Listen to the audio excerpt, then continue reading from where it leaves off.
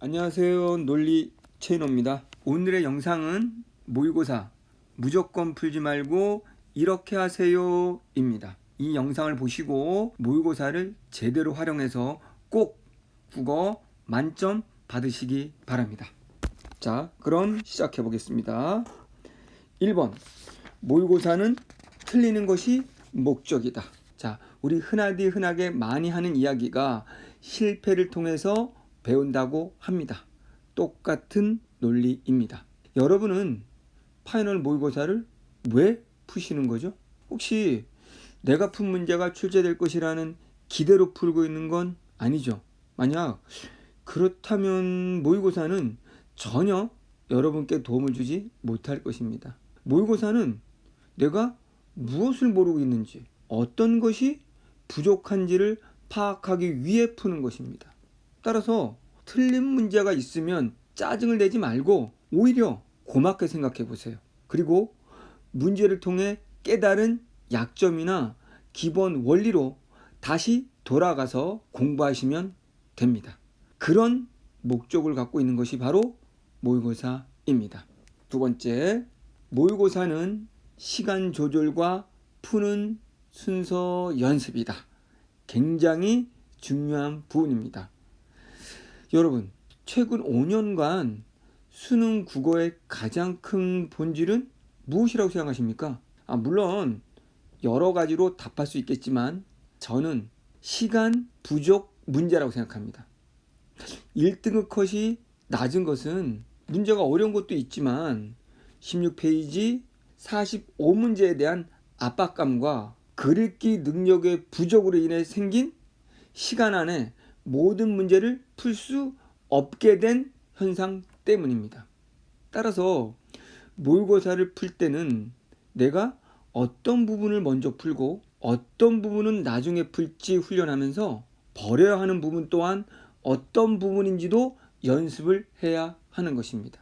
이런 훈련이 중요한 것은 거의 대부분의 수험생이 시간 내 문제를 모두 풀지 못하고 있다는 겁니다. 그렇다면 등급을 잘 맞는 방법은 내가 맞출 수 있는 부분부터 확실하게 맞추고 혹여 한 지문을 날린다고 할지라도 1등급이 될 수 있는 것입니다. 그래서 문제 푸는 순서가 중요한 겁니다. 제가 추천하는 문제 푸는 순서 1. 시가문학 2. 사문문학 3. 선택과목 4. 독서론 5.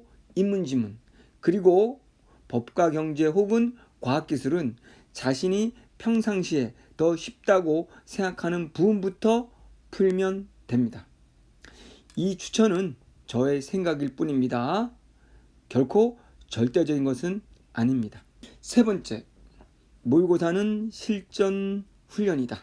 여러분 모의고사를 풀고 있는데 그냥 시간을 재지 않고 대충 풀고 있는 건 아니시죠? 자, 모의고사는 80분이라는 시간을 정해놓고 풀 때 그 효과가 극대화됩니다.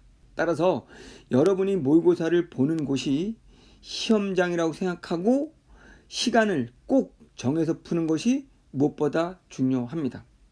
따라서 교실이나 학원에서 푸는 것을 권장합니다. 약간의 강압적인 분위기가 필요하기 때문입니다.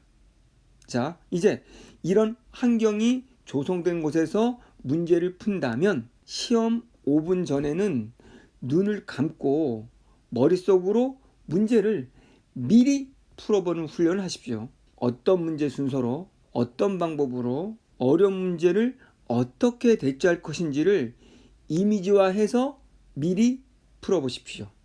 이렇게 하려면 시험을 논리적으로 풀어가는 방법들을 노트화해 놔야 합니다. 그것들을 문제를 풀기 전에 또는 평상시에 읽고 여러분의 마인드 속에 집어 넣으셔야 합니다. 이런 5분 전에 이미지화하는 훈련은 실제 문제를 풀 때 긴장감을 줄여줄 겁니다. 꼭 OMR 마킹도 문제를 풀면서 동시에 하는 연습도 해보시기 바랍니다. 네 번째, 모의고사는 어떤 것이냐 보다 어떻게 푸느냐이다. 제가 이 시즌이 되면 너무나 안타까운 것은 많은 학생들이 모의고사를 쫓아 학원을 옮겨 다닌다는 겁니다. 그 모의고사를 풀면 갑자기 자신의 실력이 급등할 수 있는 것처럼 맹신하고 있습니다. 하지만 모의고사 그 자체가 성적을 올려주는 것은 아닙니다. 어떤 모의고사도 수능과 동일한 문제는 출제되지 않습니다. 제가 25년째 수능 국어를 가르치고 있지만 어떤 모의고사도 동일한 문제로 출제된 적은 없습니다. 또 제발 EBS 연계라는 말에 넘어가지 마십시오.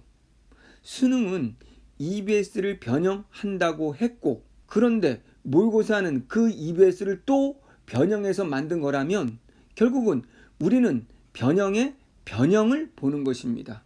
그만큼 수능 문제로부터 점점 멀어지게 되는 겁니다. 만약 우리가 본 동일한 EBS 작품이 나왔을 때 변화된 문제에 적응을 오히려 못하는 것입니다. 왜? 작품은 동일한데 결국 문제는 우리가 봤던 그리고 우리가 공부했던 내용이 전혀 아니기 때문입니다.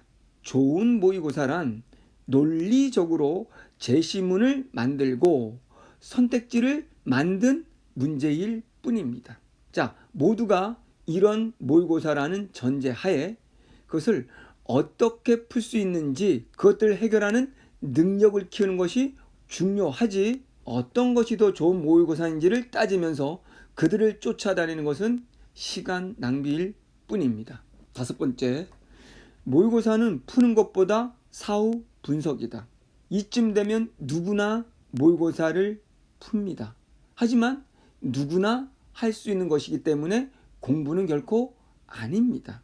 모의고사가 내 실력을 향상시키는 공부가 되기 위해서는 모의고사를 풀고 난 후 채점하고 해설서를 읽는 것으로 그치면 안 됩니다. 그 문제를 완전히 내 것으로 만들기 위해서는 그것을 분석하는데 긴 시간을 투자하는 것이 필요합니다. 문제를 푸는 시간보다 분석하는 시간이 2~3배는 더 길어야 합니다. 문제의 양보다 하나를 깊이 있게 분석하는 질이 더 중요한 것입니다. 그런데 보통 학생들은 하루에 하나의 모의고사를 풀어야 한다는 강박에 사로잡혀 있기도 합니다. 일주일에 1~2개의 모의고사면 충분합니다. 왜냐하면 그것들을 분석하는데 이틀이 걸릴 것이고 틀린 부분에 대한 기본 논리와 기초를 다시 확인 공부하는데 또한 이틀 정도가 소요되기 때문입니다. 푸는 것보다 분석이 더 중요하고 여러분의 실력을 올려줄 것입니다. 단적으로 독서는 지문의 전체 구조가 파악될 때까지 구조 정리하는 훈련을 해야 하고, 문학은 보기와 보기 선택지의 기준을 분석하고 그것으로 다른 문제에 접근할 수 있는지와 작품을 그 범주 안에서 해석해보는 훈련을 해야 합니다. 자, 오늘 마지막으로 여러분들에게 드리고 싶은 말씀은, 오늘 노력하지 않는다면 내일도 여러분은 노력하지 않을 것이다. 그러면 여러분들은 영원히 노력하지 않을 것이고 성공할 수 없겠죠. 지금 이 영상을 본 순간 이후부터 여러분은 모의고사를 제대로 활용하는 이 방법대로 꼭 해보시기 바랍니다. 그렇다면 남은 시간 1등급으로 갈 수 있는 능력을 쌓게 될 것입니다. 감사합니다.